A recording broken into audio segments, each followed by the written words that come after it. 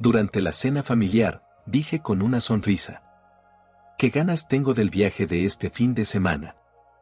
Mi padre, Javier, soltó una carcajada y respondió: «¿Viaje? Si ya nos fuimos hace 4 días». Mi madre, Rosa, sacó el móvil de su bolso, abrió la galería y me mostró las fotos: playas, cócteles, risas, palmeras. En una de ellas, incluso salían en motos de agua. Después me miró y dijo: «No necesitábamos un lastre». No respondí ni una palabra. Solo asentí, bajé la mirada y seguí comiendo. Pero lo que hice después fue lo que borró la sonrisa de sus caras para siempre. Me llamo Roque, tengo 26 años y no soy alguien que espere demasiado de los demás. Siempre he sido el hijo responsable, el que se encarga de todo cuando las cosas se complican. Problemas con el coche de Iván, mi hermano, yo pagaba la factura del taller. Lucía, mi hermana, perdió la beca por suspender 2 asignaturas, pagué su matrícula sin intereses. Mis padres, con la hipoteca atrasada, ahí estuve yo, sin rechistar. Y nunca pedí nada a cambio. Solo una cosa, una semana. Un viaje en familia. Sin excusas, sin llamadas canceladas, sin mensajes ignorados. Solo nosotros, como antes. La idea no fue mía. La hablamos durante meses. Elegimos un fin de semana, reservamos una casa rural en Asturias. Yo adelanté el depósito, envié correos con la ubicación, recordé llevar repelente de mosquitos. Todo parecía ir bien. Cuando mi madre me escribió diciendo que la cena era el jueves a las 20, pensé que sería para revisar los últimos detalles del viaje. Hacía semanas que no los veía, entre los turnos nocturnos y los favores de siempre, apenas salía del piso. Así que me ilusionó. Compré una botella de vino tinto y llegué con una sonrisa tonta, como si por fin fuésemos a tener un momento normal. La mesa estaba puesta con pan de ajo, ensalada de pasta y algo de vino. Todos parecían relajados. Lucía sonreía más de lo habitual. Iván incluso me saludó con un gesto de cabeza. Javier, en su silla de siempre, parecía feliz. Por eso, entre risas y bocados, lo dije: «¿Qué ganas tengo del viaje de este fin de semana?». Y entonces, se hizo el silencio. Mi padre dejó el tenedor en el plato y se echó hacia atrás riendo. Pero no fue una risa de sorpresa. Fue una risa cruel, como si hubiese dicho la cosa más estúpida del mundo. Lucía levantó las cejas y miró a Iván con complicidad. Y luego vino el golpe. Rosa me pasó su móvil. Vídeos. Fotos. Historias. Todos se habían ido de vacaciones sin mí. Habían vuelto hacía 2 días. Yo ni lo sabía. Javier dijo, como si nada: «Nos fuimos sin ti». Y Rosa añadió, sin pestañear: «No necesitábamos un lastre». No grité. No rompí nada. Ni siquiera fruncí el ceño. Simplemente, me serví un poco más de ensalada. Y mientras masticaba en silencio, mi cabeza ya iba por delante. Porque lo que ellos no sabían, es que todas sus comodidades, todos sus caprichos y esas sonrisas bronceadas de sus fotos, los había pagado yo. Después de la cena, me levanté tranquilo, agradecí a Rosa por la comida, cogí mi chaqueta y salí por la puerta sin que nadie dijera una sola palabra. Ni un gracias, ni un buenas noches. Creían que se habían salido con la suya. Pero esa misma noche, todo empezó a cambiar. Apenas llegué a casa, abrí el portátil y accedí a las cuentas. Lo tenían todo conectado a mi nombre: la tarjeta de crédito de mi madre, la matrícula de Lucía, el contrato de alquiler de Iván. Todo. Había comenzado un año antes, cuando me pidieron ayuda para refinanciar sus deudas. Me aseguraron que sería temporal, que solo necesitaban un pequeño empujón. Inocente, puse mis datos y los centralicé todo en una cuenta a mi nombre para conseguir mejores condiciones. Pensé que lo agradecerían. Nunca lo hicieron. Esa noche cancelé la tarjeta que usaba Rosa. Envié un correo al casero de Iván indicando que dejaría de pagar el alquiler a partir de la próxima mensualidad. Revisé el contrato de Lucía y solicité la anulación como cofirmante de su préstamo estudiantil. Todo esto, sin decirles nada. En menos de 48 horas, la situación empezó a arder. Iván me escribió con signos de exclamación, diciendo que lo iban a echar del piso si no pagaba. Lucía apareció en mi edificio, llorando, diciendo que no podía inscribirse a las clases sin el aval del préstamo. Rosa me dejó 6 mensajes de voz en un día, mezclando chantaje emocional con rabia mal disimulada. Javier solo me mandó 2 palabras. Madura, Roque. No respondí. Lucía publicó una historia en Instagram, el dinero no hace familia. Iván escribió un tuit sarcástico sobre cómo algunos hermanos prefieren el control al amor. Rosa fue más allá, mandó un mensaje grupal a toda la familia extendida diciendo que yo estaba teniendo un colapso emocional. Intentó organizar una intervención familiar. Pero cometió un error, llamó a la tía Carmen. Carmen no se tragó nada. Me llamó primero. Me preguntó por qué no salía en las fotos del viaje. Le conté todo. Desde el viaje hasta las deudas, desde los pagos secretos hasta la traición en la mesa. Ella no solo me creyó. Se rió. Esto, dijo, me recuerda a lo que tu padre le hizo a mi marido hace 20 años. Y entonces se me ocurrió la idea. No quería desaparecer. No esta vez. Quería que lo sintieran. Esa misma tarde, envié un correo con el asunto fotos del viaje familiar a todos los tíos, primos y hasta a la abuela. Dentro, incluí capturas de pantalla de sus publicaciones de vacaciones, un resumen de los gastos, billetes, hotel, cenas y una frase sencilla. Este viaje fue pagado parcialmente por mí. No fui invitado. Esa noche, el grupo familiar de WhatsApp ardía. Unos estaban horrorizados. Otros, resignados. Primos que no hablaban con mis padres desde hacía años reaparecieron para contar cómo también los habían ignorado, estafado o simplemente excluido. Y así, la verdad que siempre había sido un secreto, se convirtió en fuego. 2 días después, Iván perdió el trabajo. Ni siquiera sabía que aún conservaba uno. Al parecer, uno de sus compañeros había visto el correo del viaje y, tras leer su publicación de trauma financiero en LinkedIn, lo reenvió al jefe. Aquel contrato freelance del que tanto presumía, cancelado. Lucía dormía en un colchón prestado en la residencia de una amiga. Rosa desactivó su cuenta de Facebook después de que varios familiares comentaran en sus fotos con frases como: debe de ser bonito veranear con el dinero ajeno. Y Javier. Javier apareció en mi puerta. No gritó. No lloró. Solo parecía viejo. Cansado. Me miró y me dijo: ¿por qué hiciste esto? Yo respiré hondo, lo miré a los ojos y le respondí: ¿de verdad quieres saberlo? Me llamasteis una carga. Y luego sonreísteis. Y cerré la puerta. Pero no había terminado. Ni de lejos. Pensé que con cortar el grifo bastaría. Que el silencio y la vergüenza les harían reflexionar. Que tal vez, incluso, se disculparían. Pero hicieron justo lo contrario. Lucía publicó una foto con la frase: dejando atrás a la familia falsa. Ahora sí, amigas de verdad. Iván se sacó una selfie con un vaso de whisky y el pie de foto: algunos no soportan tu luz, por eso intentan apagarla. Y Rosa.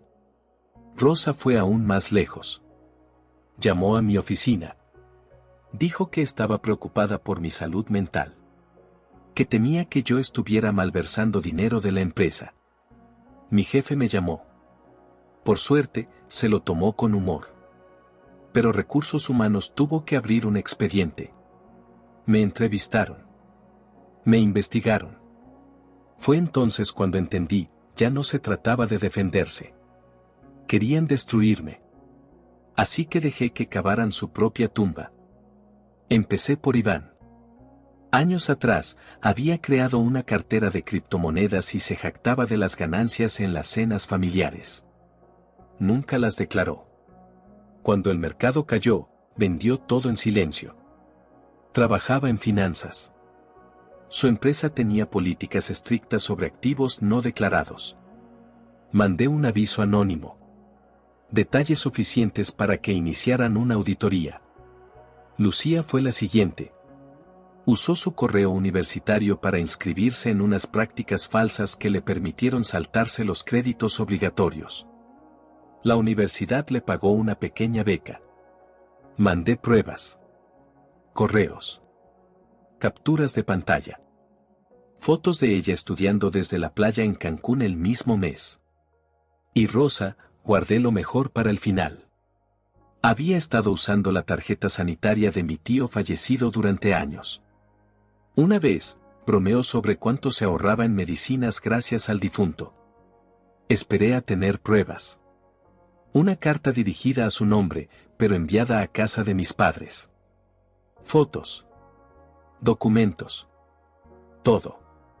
Y lo envié. Pero no paré ahí. Abrí una cuenta anónima en Reddit. Publiqué todo. Con cuidado. Sin nombres. Solo hechos. Título. Mi familia se fue de vacaciones sin mí. Yo pagué. Me llamaron una carga. Así que recuperé todo. La historia explotó. Miles de personas la compartieron.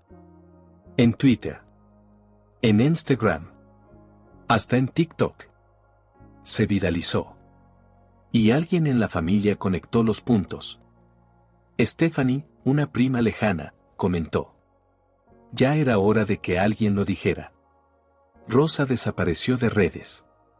Lucía eliminó su cuenta. Iván fue expulsado de su liga de pádel y de su grupo de inversión. Y yo, por primera vez en años, respiraba. Pero todavía faltaba el último movimiento. Uno que no verían venir. Sabía que aún tenían redes de apoyo. Amigos, vecinos, conocidos que les daban la razón sin saber nada. Así que fui tras ellos. No con escándalos, sino con verdad. Creé un segundo post. Esta vez, más crudo. Más humano. Lo titulé. Cuando tu familia te llama carga después de usarte para sobrevivir. Adjunté capturas, comprobantes de matrícula, transferencias por Bizum, el correo de la reserva del resort con mi mensaje arriba, qué ganas de este viaje. El mensaje final era claro. No me olvidaron. Me apartaron. Porque cuidar de mí ya no les servía. La red ardió otra vez. Podcast leyeron el post. Cuentas de autoayuda lo compartieron. Una influencer lo leyó mientras horneaba pan en un reel viral. En menos de una semana. Lucía fue bloqueada por su grupo de amigas coach. Iván perdió un contrato con una empresa de reformas, su jefe recibió el link del post. Rosa fue eliminada del grupo de oración del sábado. Una de las mujeres del grupo era seguidora del subreddit y lo reconoció todo. Pero no me detuve ahí. Fui a un asesor financiero. Limpié todo. Cancelé cuentas conjuntas, removí autorizaciones, transferí fondos a una cuenta blindada. Actualicé mi testamento. Los borré de cualquier documento. Creé un fondo de inversión solo mío, inaccesible para cualquiera de ellos. Y escribí un artículo real, para un periódico local. Tema: abuso financiero dentro de las familias. El periodista verificó cada dato. Correos, capturas, movimientos bancarios. El titular. El hijo que dejaron atrás. Y entonces, se rompió todo. Los vecinos murmuraban. El párroco se distanció. Mi padre dejó de ir al bar de siempre. Lucía intentó cambiarse de universidad. Le denegaron el traslado. Iván tenía sus cuentas congeladas por la auditoría. Ya no eran una familia fuerte que había pasado por momentos difíciles. Eran una advertencia. Pero aún faltaba una pieza. La más silenciosa. La más contundente. Meses antes, me habían ofrecido un trabajo fuera. Lo rechacé. No quería dejarles. Ahora, acepté. Y compré la casa justo al lado de la de mis padres. Pagada al contado. No para vivir en ella. Solo para instalar cámaras que apuntaban directo a su jardín. Luces rojas. Silencio. Recordatorio constante. Mandé a podar el césped cada 2 semanas. Los vecinos empezaron a preguntar. Nadie me veía. Solo aparecía de noche, aparcado frente a su porche, sin luces, solo mirando. Su mundo se deshacía. El coche de Rosa fue embargado. Lucía vivía con un novio agotado. Iván trabajaba medio tiempo en una ferretería. Un día, me vio por la calle. Me reconoció. Parecía envejecido 10 años. Entonces llegó la carta. De mi padre. Manuscrita. Decía que lo sentían. Que no esperaban perdón. Solo que tal vez, un día, podría volver. Incluye en la respuesta un documento notarial. Los eliminé de todo, emergencias, seguros, beneficiarios. Y una foto. Una foto de aquella cena. Todos sonriendo, antes de que se rompiera todo. Y debajo, una frase. Esa fue la última vez que comí con extraños. Una semana después, vendieron la casa. La mía sigue allí. Vacía. Silenciosa. Y yo. Yo me fui. Nuevo trabajo. Nueva ciudad. Nueva vida. Ellos pensaban que me podían borrar. Pero fui yo quien los borró a ellos. Y esta vez, para siempre. Pasaron 3 meses desde que me fui de Valencia. No dejé notas, ni pistas, ni explicaciones. Me limité a desaparecer. Cambié de número, cerré mis redes, me mudé a un piso pequeño cerca de Valencia y empecé desde cero. Por primera vez en mi vida, vivía sin tener que mirar por encima del hombro. Sin tener que preguntarme quién vendría a pedirme algo. Sin tener que fingir que no dolía. Pero la paz es traicionera. El silencio limpia, sí, pero también te recuerda. Te empuja a revivir momentos que creías enterrados. Como aquel día en que mi madre me dijo que no necesitaban una carga. O cuando mi padre mostró las fotos del viaje como si me hubieran dejado fuera por error y no por decisión. O el silencio cómplice de mis hermanos mientras comían marisco con mi dinero. Recordé todo. Y aún así, no esperaba la carta. Una tarde, al volver del trabajo, encontré un sobre blanco, sin remitente. Dentro había una foto. Tenía 7 años, con una mochila más grande que yo. Dientes ausentes, sonrisa sincera. A mi lado, mi madre agachada, sujetándome el brazo. Al fondo, mi padre discutiendo con mi hermana y el coche viejo aparcado en el mismo lugar de siempre. No había texto. Ni nota. Solo la imagen. Días después, llegó otra carta. Esta vez con un pendrive. Lo conecté con manos temblorosas. Era un video. Mi madre, mi padre y mi hermana sentados en el salón. Nadie lloraba.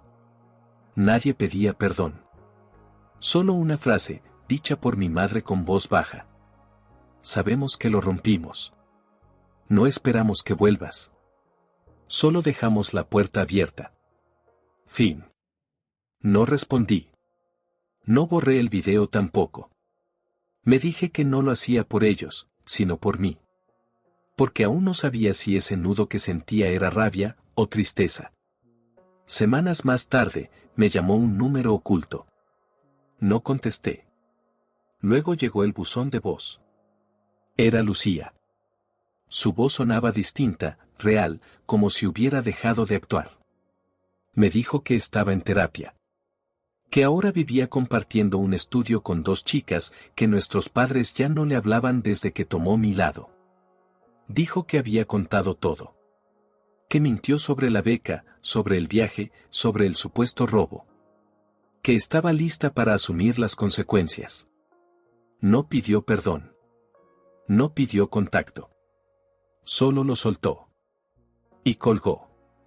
A los pocos días, recibí una carta de mi padre. Decía que habían vendido la casa. No por culpa. Por necesidad. Que mi madre vivía con una tía en Elche y él se había mudado a una caravana en las afueras. Y entonces, escribió algo que me quebró. Pensé que te alejaba para protegernos. Pero ahora sé que solo protegía nuestra comodidad. Dentro del sobre, un giro postal por 300 euros. Entre paréntesis, la frase, la compra de junio. Solté una carcajada amarga. No por burla. Por sorpresa. Porque por primera vez, sentí que no me hablaba como padre, sino como hombre. Uno vencido. Uno que por fin entendía. No volví. Pero tampoco cerré la puerta. Me concentré en mí. Reestructuré mis cuentas, abrí un fondo para jóvenes sin familia en la provincia de Valencia, y escribí un artículo bajo seudónimo sobre el abuso financiero intrafamiliar. Lo publicó un diario local bajo el título, El hijo que pagó por todos. La repercusión fue inesperada. Gente que nunca conocí empezó a escribirme. Algunos contándome historias similares. Otros solo agradeciendo haber dicho en voz alta lo que muchos callan. Una tarde, recibí un correo de un hombre llamado Sergio. Decía que conocía a mi hermana. Que había sido víctima de una estafa suya hace años. Que no quería venganza, solo advertirme. Y adjuntó pruebas. Pruebas de que lo que me hicieron no fue único. Había patrones. Hubo otros nombres. Otras familias. Entonces supe que esto nunca fue personal. Fue sistemático. Y ahí fue cuando entendí que no bastaba con alejarme. Había que romper el ciclo.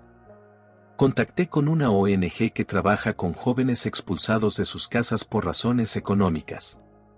Empecé a colaborar como voluntario. Luego como donante. Y luego como testigo. Porque contar mi historia no me curó. Pero sí me dio propósito. Y aunque aún no perdono, ya no odio. Porque el odio pesa. Y yo, por fin, quiero vivir ligero.